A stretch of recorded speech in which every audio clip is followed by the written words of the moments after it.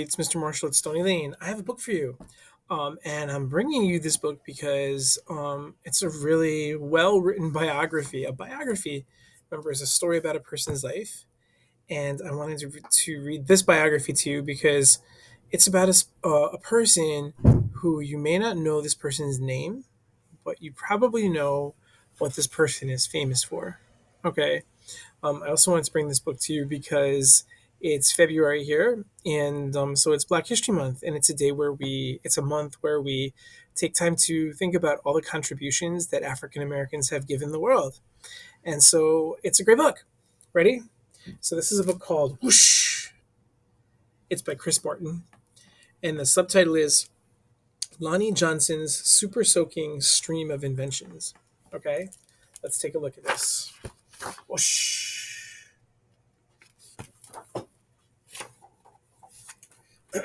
Every day brought a challenge for young Lonnie Johnson, the challenge of finding space for all his stuff. 6 Johnson kids were squeezed into their parents' small house in Mobile, Alabama. Lonnie would have loved a workshop of his own, but there just wasn't room. There was nowhere to keep his rocket kits. Hmm. So when we read a biography, one of the things we think about in the beginning is what was his childhood like? So we're learning a little bit about his childhood. He had a lot of brothers and sisters, and he had a lot of stuff. Hmm. Let's see. So he had bamboo shooters, rubber band guns, erector sets, go kart engine, bolts and screws, and other spare parts his dad let him bring in from the shed, and various other things he'd hauled back from the junkyard. Lonnie loved building and creating. Ideas for inventions just kept on flowing.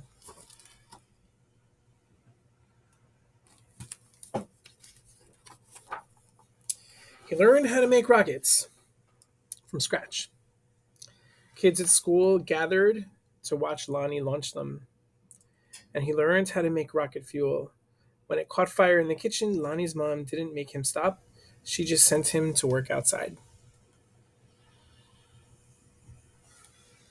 Lonnie wanted to spend his life designing things, building things, and getting them to work.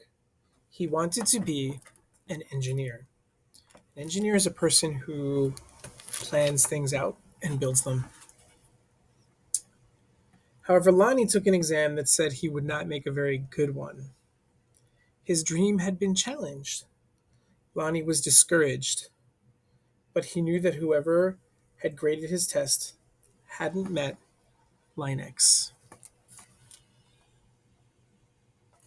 Linux. That sounds like something important is about to happen. And that happens when we read a biography in the middle. We start to see what challenges this person faced. Because if they didn't have challenges, nobody would have written a book about them. Okay? So I think we're about to think about the challenges that Lonnie faced. It says, inspired by a TV show, Lonnie had built his own robot. He made it out of scrap metal and named it Linux. Look at this. That's his robot. Compressed air cylinders and valves allowed Linux's body to turn and its arms to move. The switches came from an old broken jukebox. Lonnie used a tape recorder to program Linux, and as a bonus, the reels looked like eyes. See that? Lonnie wanted to enter his creation in a science fair, but he couldn't get the transmitter to work. Without it, Lonnie couldn't send commands to Linux. Science fairs came and went. Lonnie missed one and then another until he got an idea. Now, Lonnie may or may not have asked before. He borrowed his little sister's walkie talkie, but it fixed the transmission issue. Let's take a look.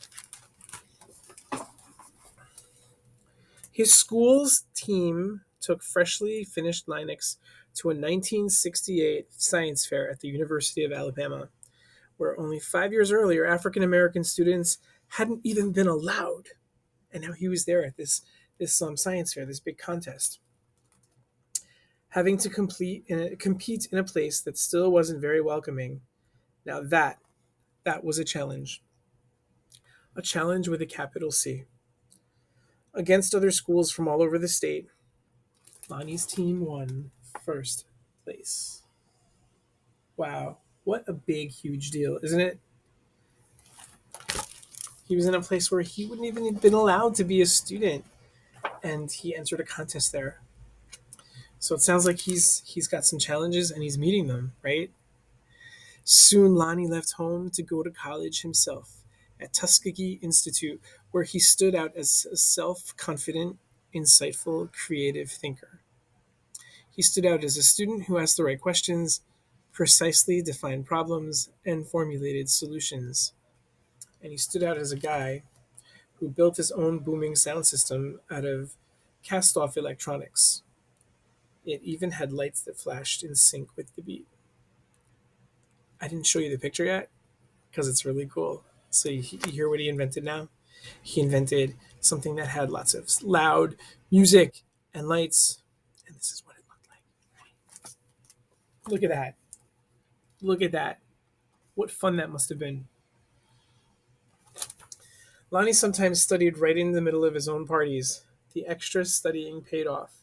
He became an engineer after graduation, and that took him beyond Alabama, way beyond.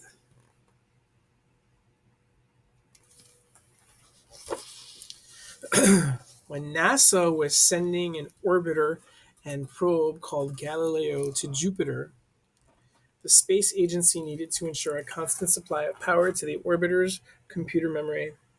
The engineer who had to figure out how to do it was Lonnie. Look at that. He built this special orbiter and probe that went up into outer space. And there he is teaching people about it, showing them what it's going to look like. He built that. So cool. His challenge was to come up with a lightweight backup system able to keep essential functions going in case the main power was lost. It wasn't easy, it wasn't obvious, but Lonnie found the solution. Some at NASA's Jet Propulsion Laboratory doubted his idea would work, but Lonnie convinced them that it could, and he was right.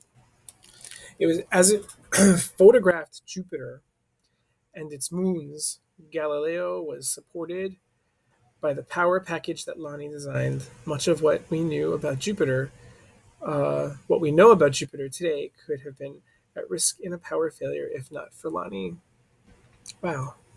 So it sounds like he's adding a lot of important things to our world, right? That's another thing we think about when we read a biography. We try to learn about, what sorts of things did this person bring to the world? And he gave us a lot of knowledge, didn't he? Through his work. He gave us a lot of knowledge about Jupiter and about the rest of outer space.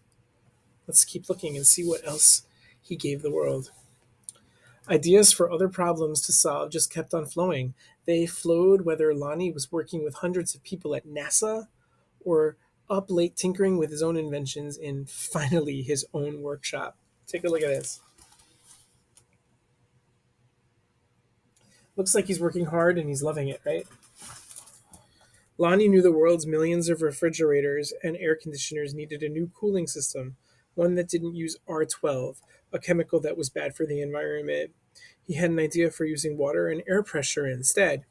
To test his idea, he made a pump and a nozzle, connected them to the bathroom faucet, and turned on the faucet, turned on the pump, and then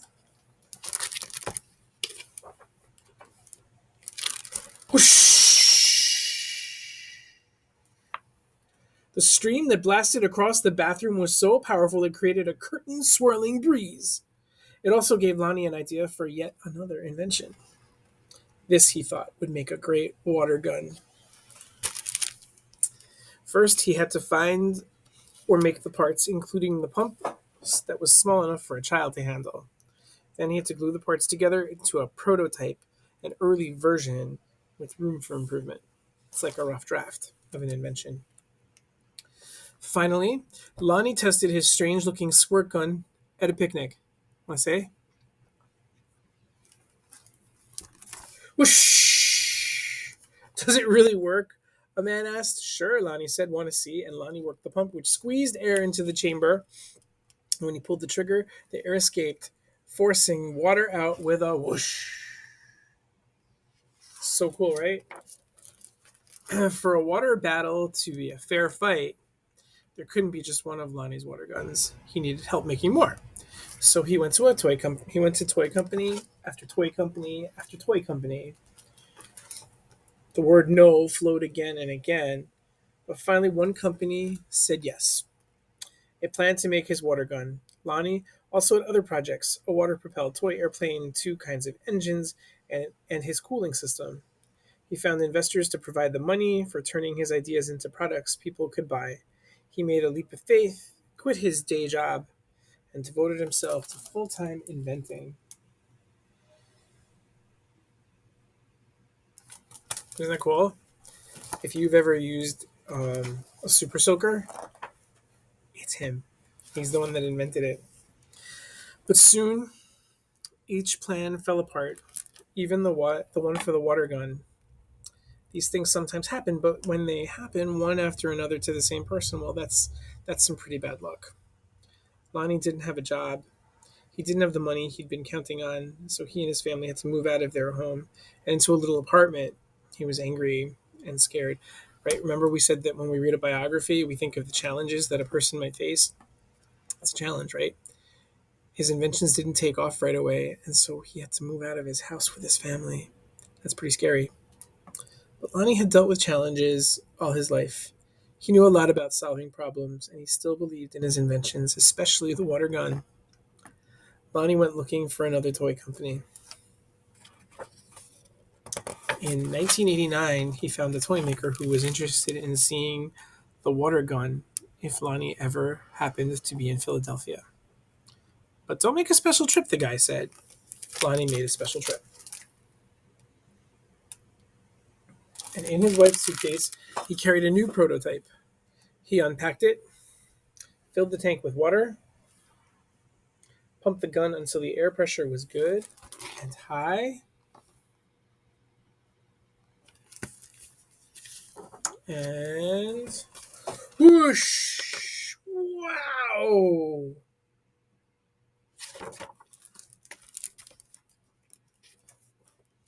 Kids everywhere agreed with that wow. Lonnie's water gun, called the Super Soaker, became a smash hit. And in no time, there were super soakers in backyards, on beaches, in parks, and on playgrounds. Each sale of the Super Soaker put a little money into Lonnie's pocket. So, what did Lonnie do? He got a bigger workshop, which is where you'll find him today. Because facing challenges, solving problems, and building things are what Lonnie Johnson loves to do. And his ideas just keep on flowing.